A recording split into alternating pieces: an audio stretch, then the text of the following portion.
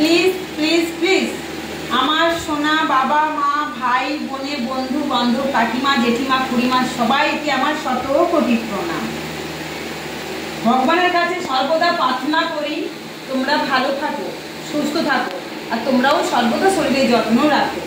আর তোমাদের এই শ্যামা মাকে একটু বেশি বেশি করে আশীর্বাদ করো তোমরা, আর সাপোর্ট করো।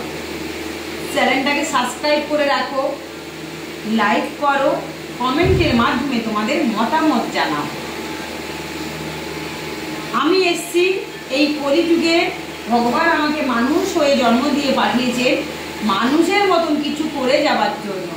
তাই ভগবান বারবার বলছেন যে তোর মধ্যে কি ট্যালেন্ট আছে, সেই ট্যালেন্টটাকে তুমি আগে দেখো। সবার মধ্যে ভগবান বলছেন যে প্রত্যেকের মধ্যে কিছু না কিছু ট্যালেন্ট থাকে, সেই ট্যালেন্টটা কি আগে জানতে হবে। তাই সবাই দেখো, আসো না, বসে এখানে, বসো না, পিছনে বসো।